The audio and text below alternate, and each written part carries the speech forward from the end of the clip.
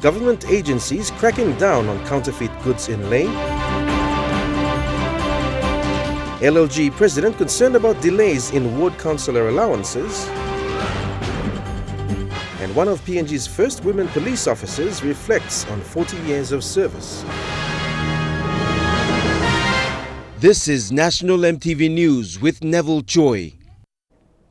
Good evening and thank you for joining me for Friday's news.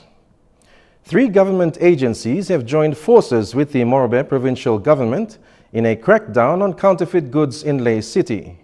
Following inspections, the team from the IRC, the ICCC and IPA confiscated various items including substandard electrical goods. This is expected to be one of many more operations to come. The first truckload of substandard electrical goods were taken to the 2nd 7 dump outside of Ley and burned this afternoon. Within the foreseeable future, we will extend and make the exercise become big. While the effort is very much needed, it hasn't yet put a dent in the problem of counterfeit imports in Ley and Papua New Guinea. So far in Ley City, plenty building and fire, all burned down. Na lo survey na online walkabout na kisimol something ka midbalo kimolson. Plan is something like Asian Karim Kam Wokim and BNM standard bla Papua New Guinea. Counterfeit imports have become a serious problem. It's prompted authorities to issue warnings against the use of counterfeit lights during Christmas. This is the result of a joint operation by the Investment Promotion Authority, the Internal Revenue Commission, and the Independent Consumer and Competitions Commission, all 3 backed by the Moresby provincial government. Other operations are expected to be conducted in the coming months. Scott Waide, National MTV News, Ley. PNG and Australia have entered into a new arrangement to improve service delivery and economic opportunities in the country. In a significant ceremony yesterday, an agreement was signed to reform the decentralization of service delivery. Intergovernment Relations Minister Kevin Isifu said the government under the Alatau Accord 2 will work in close partnership with stakeholders to examine and renew the way the government delivers services to its people. The program, called the National Service Delivery Framework, comes after a week-long meeting amongst district planners, administrators and provincial governments. Minister Kevin Isufu, during the launch yesterday, thanked the partners involved for making it a reality. Isufu says the government cannot deliver on its own and needs key partners. Services to our people are not only provided by government, but rather by churches, private sector, development partners, communities and other citizens. That is the reason why this meeting is now extended to coalition of partners, so that we can work holistically to support our people. The National Planning and Monitoring Department also played a key role in formulating policies within the framework. Minister Richard Maru says under the Planning and Monitoring Responsibility Act, the government is readjusting its outlook on service delivery. So before we talk about service delivery, we must define what the standards are. What every district should get. It should not be because the planning minister comes from one district. Every district should have the same level of services. This is what this process is about. It's an evolving process and a process that we will be talking to governors and all our partners about. And I will be shortly calling a national planning conference to bring you all together so we can finally agree on what is the minimum level of service delivery we must provide. What is the alternatives? No one knows the structure of each of the districts. What public servants they must have. Which ones have housing and which ones don't. Another key partner in the agreement is the Australian government. Australian High Commissioner Bruce Davis maintained that Australia is committed to supporting the country to strengthen communities and improve service delivery. The partnership we have signed today will support Papua New Guinea's priority of improving service delivery, economic opportunities and community development by empowering provinces and districts. Papua New Guinea's provinces and districts are the engine of the nation's future growth. And as Australia's relationship with Papua New Guinea matures into an economic partnership, it is only fitting that we work together on empowering those responsible for keeping this engine going. A first-of-its-kind ward record book was also launched to mark the start of the National Service Delivery Framework. Stanley Over Jr., National EMTV News. Following his declaration as the governor for Southern Highlands, William Powie is now focused on getting his administration in order and kickstarting development projects he left before the general elections. In a press conference this afternoon, the re-elected governor said that the people have spoken through their votes, and he urged all Southern Highlanders to put aside their differences and work with him for the betterment of the province. Following the acceptance of his writ by Electoral Commissioner Pateles Gamato and his swearing in to Parliament this morning, the governor said he is thankful to the people of Southern Highlands Province. I give credit and thank you to the people of Southern Highlands because this win, as announced and recently declared by the Electoral Commission of Papua New Guinea, clearly is a manifestation of the people's numbers. Powie's declaration comes after legal advice where the Electoral Commissioner applied Section 175 of the Organic Law on national elections under special circumstances to use the primary count results to confirm the declaration. I collected in literally all the polling booths, even in areas where candidates stood. So in my heart, I was convinced. Despite all the difficulties that we've gone through, the killing and so many destruction to properties and lives of people in Southern Highlands, I had that conviction that God would one day allow this manifestation of people's choice because the people's choice were quite convincing. He says he is now focused on fixing his administration and continue from where he left off before the elections. I will seek the support of my people again. We will do a formal swearing in of all the assembly members in Mendi. And today I will announce a team of community leaders, including the Provincial Executive Council members, the assembly members, and some of my coordinators and community leaders who are here from the Southern Highlands to go and organize this swearing-in ceremony for the Southern Highlands Provincial Assembly so we can kickstart the restoration program. Meanwhile, other leaders showed their support and urged the people of Southern Highlands to work close with the governor. So I want to appeal to our people, have peace and let the process go. And we have a governor who is representing us in Parliament, and let him continue his work, and we will be right behind him to make sure he does what he has promised to the people. But now, as one player win or one player electorate or governor going said, you must one bill one them now. Walk one them, like 5 player law, sim service all Trango once play me, we all need him basic services law, a 4 block one of the province. You must do standing on politics long. You may walk a bendis na lulu long. Good plus sit down na kiss more service na savrim. William Powie na walk one them long. Good plus sit down blow email province. Me Maki Mouse long, all get a silent majority long. Surrounding many community. We appeal. One plus man, I mean, making 1 plus something law town after this blood declaration. Stanley Over Jr., National EMTV News. Local level government president for Mount Gillowe, Michael Mai, has raised concerns over the delay in the payment of allowances to ward councillors. Mai says the delay has affected councillor and LLG meetings. He said this recently at the funeral service of a village chief and councillor in Tambul Nebilia. Michael Mai, who is also the Deputy Governor of Western Highlands Province, said his council members have been without pay for 3 consecutive years. He said ward councillors were advised by the national government to open bank accounts so that they can receive their allowances, but to date, they are still visiting ATM machines to check their money. Unfortunate thing now, like facing now, the very unfortunate thing, ward members from me, they are not paid for 3 consecutive years. They are not paid for 3 consecutive years. Now, national government is talking about 10,000 can pay ward. Now, Trango councillors, Mr. Holma, working deep with talent, like I said, the film was this is some kind of unfunded policies of the government.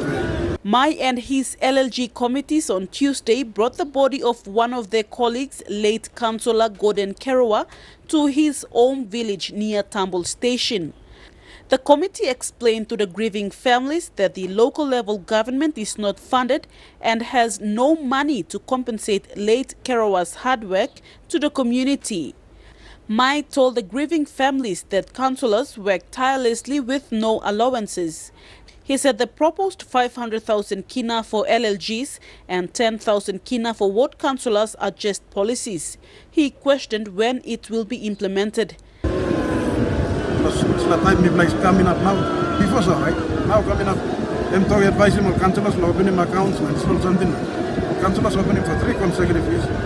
Now no, similar allowance. LLG is not funded. No funding just for 3 solid years, 30,000 kina for LLG to function. Unbelievable. Mai said the delay is the biggest setback by the national government to the three-tier government.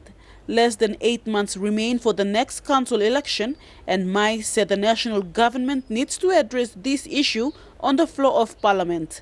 Vasinata Yama, National EMTV News, Mount Hagen.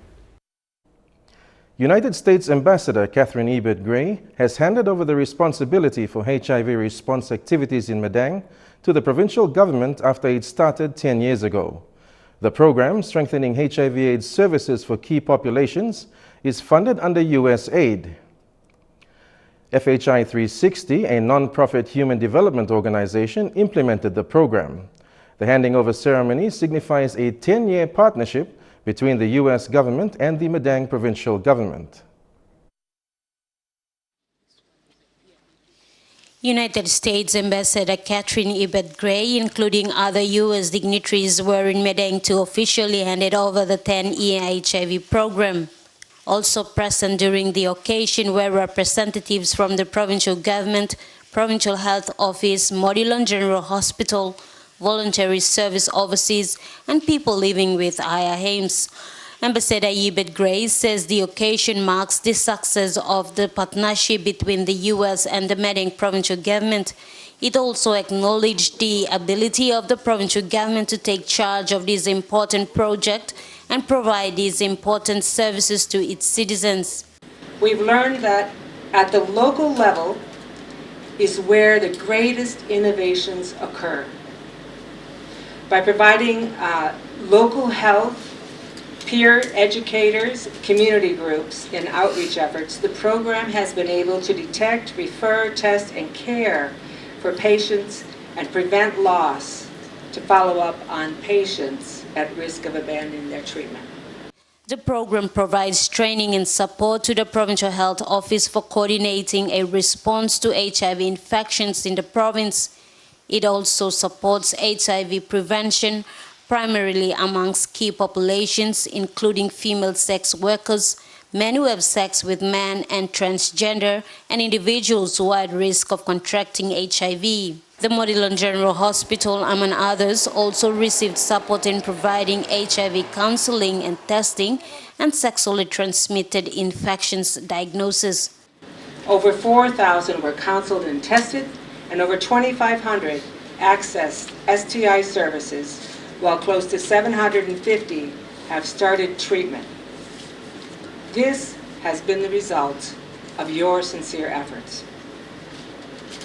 As a woman who has made it a priority to advocate for the reduction of gender-based violence, I am also glad to see that you have contributed to the government of Papua New Guinea's efforts to prevent and respond to gender-based violence, understanding well that boys and girls are the most affected by the reverberating terror of domestic violence. In my mind, it is still inconceivable that according to national statistics, and despite the importance of families in PNG society, about 2 out of 3 women are affected by domestic violence, and that more than 60% of sexual abuse cases in the NCD in Madang involve children. Meanwhile, the provincial government challenge now is to find money to sustain the project. Provincial Administrator Daniel Aloy says they will now have to make sure that the responsible sectors carry this agenda into their activities. Aloy believes the health functional grant will be supporting this activity. Sorry, it will require the sensitization of the, the processes and the policies to make sure that we get this through. That's immediate for us. Number two is to make sure that the policymakers are the ones who are immediately sensitized, because the level of support that will be given, regardless of the funding support, it would require the persons to be sensitized first. They must be sensitized to it first. Then they will be able to give the report and give the support to it. So that's immediate for us now. Martha Luis, National EMTV News, Madang. A holistic approach is what is needed to develop the country's first disaster risk reduction framework. According to National Disaster Committee Director Martin Mose, the framework, when implemented, will act as a guideline to help reduce risks and improve resilience during disasters. A workshop held yesterday brought together different stakeholders to discuss ways on implementing the framework. The United Nations Development Program, or UNDP, will spearhead its designing, while other assistance will come from the PNG and Australian governments. At the state is UNDP, as you know. They're the ones that are assisting us to actually design that, to draw this new framework. And of course, there are other partners as well that will help us to implement that in the country. There are many of them. And of course, DFAT, for instance, is one of those major partners who help us will be helping us to implement that, and there are other many partners as well. Once in place, the disaster risk reduction framework will help guide authorities in a more collective manner during times of natural or man-made disasters. Without a framework, we cannot be able to have a guidance to help lead us to achieve to achieve our effort, and of course to guide our effort as well. It's very important that the framework is there to do that, and to ensure that we are doing the right things that we need to do, and of course to help us identify the hazards as well, and how well we are addressing that. It's the framework will help us, so it's important that we need to have that. Director Moses says a collective approach is needed by all government and sectoral agencies to implement what is said to be the first disaster reduction plan for the country. We'll be expecting all government agencies who have a part to play. We will need to be part of operationalizing and of course implementing that framework. Stanley Ove Jr., National EMTV News. You're with National EMTV News. Among stories coming up after the break, one of the country's first women police officers reflects on 40 years of service in the force. Stay tuned for that.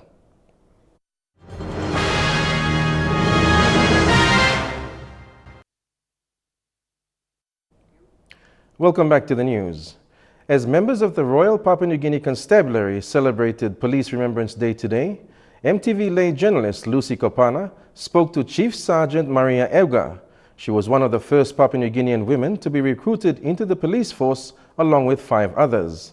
Today, she reflected on her 40 years of service. Chief Sergeant Maria Euga, now 59, joined the police force at the age of 19. She was the youngest and one of the first 6 Papua New Guinean women to join the Royal Constabulary in 1977. It was then a male-dominated arena. Only thing was me plan to get through, but as days go by, me play walk, me looking more same. Me play catch up. This is her 48th year in the police force. She's seen a lot of commissioners come and go, and also the changes in fashion through the years. Me looking more same. Plenty married now. Interest now coming. All coming now. Walking more same. Police force and colorful straight. Being the eldest of 8 children, her inspiration to join the police came from her father. Some ambition, me as me like come a policeman. Long time yet, because Papa policeman, so me talk. Suppose one time only recruiting police Mary, and me must go. So I made it. Chief Sergeant Euga is still an active member in the force. She now works in the Ley Central Police Station's Public Safety Unit and is the only officer still serving from the first 6 women who joined the police in 1977. Lucy Kopana, National EMTV News, Ley. The National Identification Registry office in Ley is currently operating with only 1 machine to register the citizens of Moresby. The Provincial Registrar for Moresby, Keputong Gabob, said this today in a response to Lay's councillor's concern on the slow processing of the NID cards. The registrar said more help is needed from the National and Planning Department in order to help speed up the process at the registry office in Lay. This is the National Identification Registry office in Lay. It serves 50 people each day who wish to register for NID cards. A councillor in Lay said the process is very slow. Some residents from Lay and other districts who submitted their forms early this year are still waiting for their NID cards. You can go down there as far as 5 o'clock, 6 o'clock, and then to be saved at 4 o'clock or 10 away, and then continue, repeat. All workmen, married too, all no. The provincial registrar for Moresby, Keputong Gabob, said the office is currently operating with only one machine, which makes it very difficult to speed up the processes involved in registration. Gabob says there are currently 7 officers working at the NID Registry office. He said the administration has requested the National Registry to take on board more officers in order to cater for the population of Moresby. That's the whole up in data entry, because once they go through this other process, fingerprint, photo, then it has to go through data entry now. And it needs other officers to attend to those. You can't have one person doing all those things at the same time. And most of them are affected because they're not permanent officers, they're temporary officers. And pay below to affect them more. The NID Registry office needs additional machines to help speed up the process. The registrar has called on the districts to work together with the Moresby Provincial Civil and Registry Office to set up offices in the districts and help the residents save cost and time when travelling to Lay to register. Our plan is to have districts having their own registries. Some roll-up program in logistics. So districts will have this. That depends on the administration of districts. If they can fund positions there, then we can have officers down there. Julie Badui Owa, National EMTV News, Lay. A new 5-kilometer freeway connecting Tokorara to Badihagwa in the nation's capital is now open. Standing at a cost of 80 million kina, the freeway will now ease traffic congestion along Waigani Drive to downtown Port Moresby. NCD Governor Powers Parkop, during the opening ceremony, said the freeway is part of a vision of transforming the capital city into a modern city of the South Pacific. The road was constructed by Chinese company China Harbour and was completed in 8 weeks. And this milestone is part of our vision to transform our city. As the city manager has acknowledged when I first won the election in 2007, I had a platform of having 1 million ideas. And I still believe I've got millions more to go. Probably not enough money to deliver those millions. But we have come a long way. And we are going to go there to achieve this greater city that we want to have for ourselves here in our capital, but importantly also for our nation. This is not no ordinary city. It's our capital city. And we will get us there. And today, this is part of, that journey to get there. Norway is now.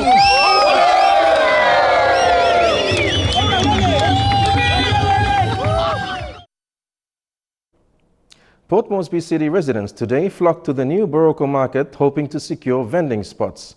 Street sellers and market vendors came in droves as early as 7 a.m. Under the watchful eyes of market manager Charlie Pengi, the first 100 Barakah residents made their way in together with another 100 women from Central Province.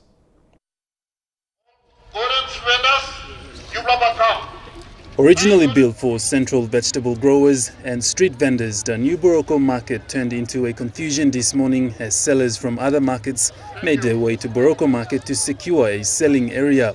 As security guards and police officers tried to orderly instruct the people who arrived at the market early, more and more people kept arriving. Among those who were there, mostly were mothers. Market manager Charlie Pengi and police officers allowed first 100 Barakah residents to make their way in and secure a spot. As local land custodians of Port Moresby, the next 100 spots were given to mothers from Central Province. because this market was intended for them. And also, the Barakah people here, we've also designated some spaces for them. The majority of the people who we want to be placing in this market is from Barakah.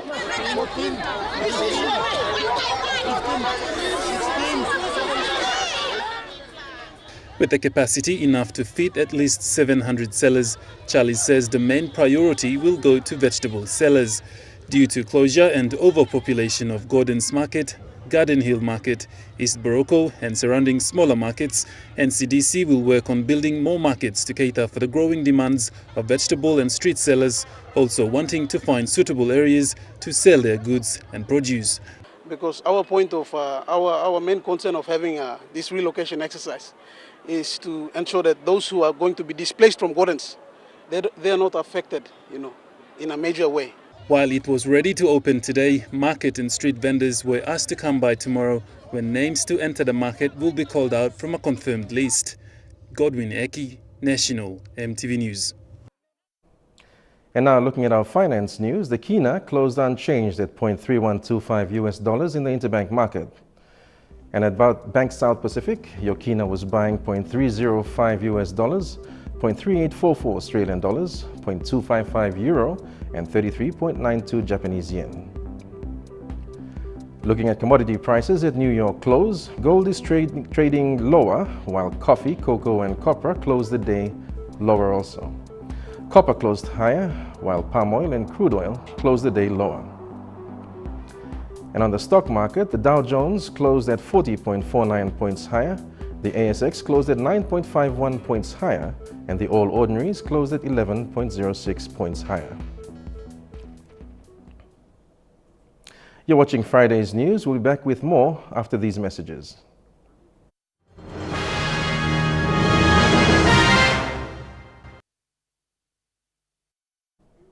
Welcome back to the news. At least 14 Rohingya Muslims have drowned after a boat carrying dozens capsized over the coast of Bangladesh. It's believed many of them were women and children. The vessel hit rough seas before breaking up into two pieces just 8 kilometers from the shore.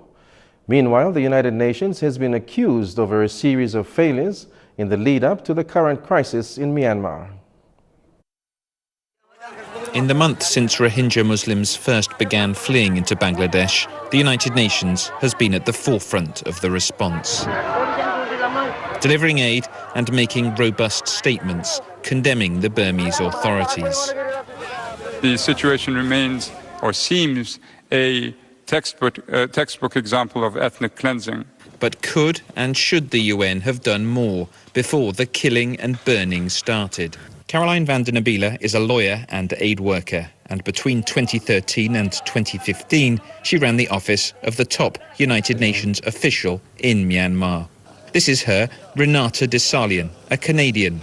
It was a stressful time. Miss van der Nabila says her boss was so afraid of upsetting the Burmese government that any suggestion that they stand up for the Rohingyas' human rights was off limits, even in internal meetings. It had consequences that you were maybe no longer invited to meetings, or it had consequences that your travel authorizations were not cleared. Thomas Quintana is more used to speaking out. Both Muslim and Buddhist. He told me via Skype from Argentina that Mr. Salian tried to stop him covering Rohingya issues when he visited, and asked him not to go to northern Rakhine State. So I asked why, and there was no answer in this respect. It was just a stance trying to not to bring troubles with the authorities, basically. The UN is aware that it does have a problem. This report, commissioned by the UN 2 years ago and leaked to the BBC, says the UN focused too heavily on the oversimplified hope that development investment itself will reduce tensions. A memo prepared earlier this year for the new Secretary-General called the UN in Myanmar glaringly dysfunctional. After those damaging internal reports, the UN announced in June that Ms. Desalian would leave her job. But Myanmar seems to quite like her and has blocked her replacement. So she's still here. She is fair and she is not biased. So whoever is biased towards the Rohingya won't like her. Ms Desalian declined to be interviewed for this piece, but in a statement her office said, "We strongly disagree with the accusations that the resident coordinator prevented internal discussions," and stressed that she had the backing of the UN Secretary-General. In the last month, 500,000 Rohingya have fled Myanmar into Bangladesh. Their tales of atrocities and abuse, a reminder of the warnings that went unheard. Scientists have traveled to Vanuatu today to support the local geo-asset group as the threat of volcanic eruption continues. Volcanologists will help assess the potential impact of the eruption on the area. A mass evacuation has been ordered from the northern islands of Mbai as plumes of ash and volcanic gas continue to erupt. The New Zealand Defence Forces are providing aid to the area in the form of water, sanitation and hygiene kits. Meanwhile, more than 100,000 people have now been evacuated from the region around Bali's Mount Agung volcano. Hundreds of shelters have been set up outside by the exclusion zone as the threat of an eruption continues. Thousands of villagers have been urged to leave their homes. More than 1,000 people died when Mount Agung last erupted in 1963. He created one of the most recognized global brands, developing it into a business empire of clubs, casinos, and even television shows. But he's perhaps better known for his parties and lavish lifestyle. Hugh Hefner has left behind a legacy following his death at 91. Is one where one pursues one's own personal dreams. Even Hollywood, the dream factory, could only marvel at the bold dreams Hugh Hefner made real for himself and his magazine's readers. I believe that embracing sexuality is a part of what it means to be free. Pamela Anderson, Jenny McCarthy, Anna Nicole Smith were each centerfolds in Hef's Playboy early in their show business careers. Anderson posting a video of her weeping on her Instagram account. On such shows as Sex in the City, Hefner celebrated and sent up the fantasy he'd created. Drinking with three blondes, I guess that's just a regular day for you. A slow one, yes. With the curiosity of the groundbreaking magazine editor he was, he'd surround those nudes with newsmaking interviews, high-end journalism, and the pleasure principles of the Playboy philosophy, as he depicted on his own TV shows like Playboy After Dark. While in L.A., the Playboy Mansion became a Hollywood house of hedonism. Lots of people date lots of girls. One girl on Tuesday, another girl. I date them all at the same time. Hef's parties there, both in the house itself and in its infamous grotto, exerting a magnetic appeal on male celebrities. Attendees including Leonardo DiCaprio, James Caan, and Giving Tree author Shel Silverstein. Later shows like The Girls Next Door would bring reality show comedy and hijinks to the mansion, yet Hefner's credo would still hold sway. There were a number of areas in terms of America that, a country that I love, that were wrong-headed. Attitudes towards race, attitudes towards sexual behavior. You're with National EMTV News. Don't go away. We've got Trukai Sports coming up next.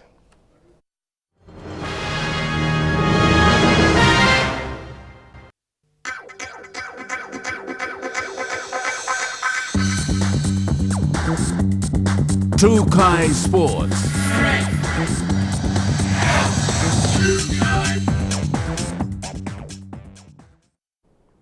Welcome to Trukai Sports. 10 participating countries in the Rugby League World Cup 2017 are due to announce their squads next week, including host Australia, New Zealand and Papua New Guinea. USA has already named its squad of 23 players for the 5-week tournament, while France is also set to announce its final team on October 2nd. As Australia looks forward to naming its 24-man side, on Tuesday, Hunters coach Michael Murrow will announce his final team the following day, followed by New Zealand. England and Wales will have their players named as of October 5th, and changes to the players will not be permitted after the 13th. As the countdown nears to Rugby League World Cup, PNG will hold 3 pool matches against Ireland, Wales and USA. And we've got more coming up in Trukai Sports when we come back.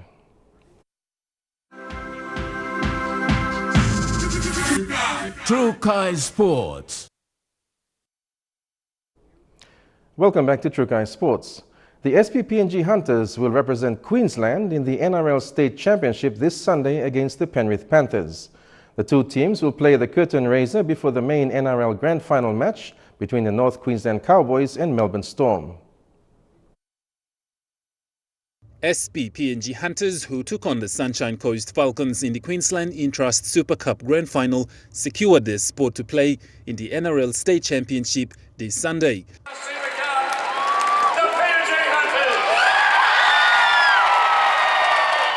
After beating the Sunshine Coast Falcons in the Grand Final match with 12 points win, Hunters made history not only for the country but also to get the Intrust Super Cup trophy out of Australia.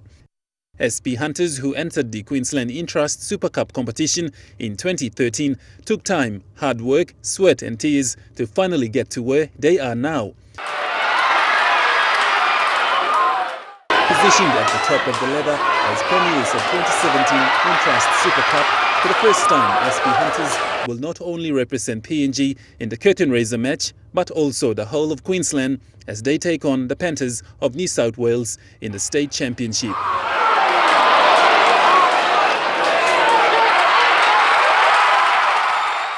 Both teams will have a fair share of NRL participants who have already played in respective NRL games, with the rest of the teammates counting on their support and performance. Hunters will take on the Panthers this Sunday in Sydney in a curtain raiser before the big dogs touch foot with the field as North Queensland Cowboys take on the Melbourne Storms. Godwin Eki, National EMTV Sports. Lihir Island, home to the Lihir Gold Mine, has been the latest host for the Oil Search Rugby League World Cup Trophy Tour. Communities in Kunaye and Londolovet villages laid out a traditional Lihir welcome to the Cup.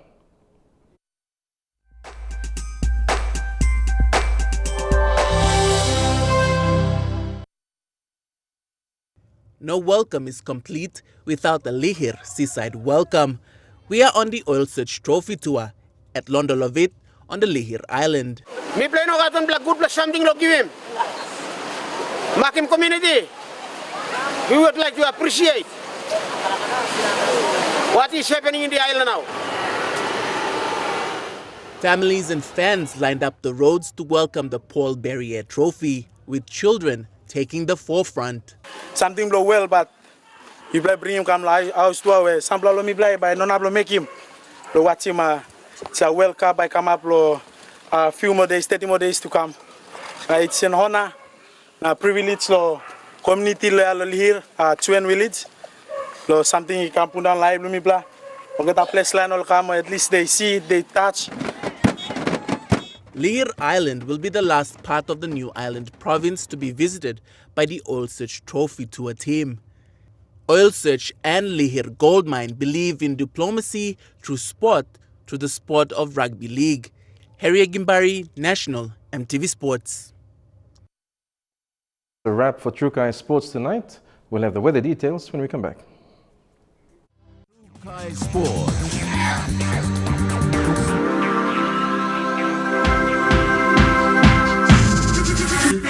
True Kai Sports. The weather details are proudly brought to you by Dulux Weather Shield. Worth doing with Dulux.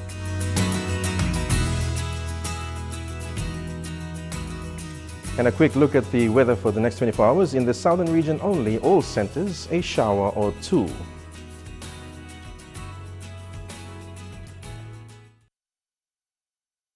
The weather details are proudly brought to you by Dulux Weather Shield. Worth doing with Dulux. And that's it for today for the news this Friday. We'll do it again tomorrow. Pleasant viewing. Good night.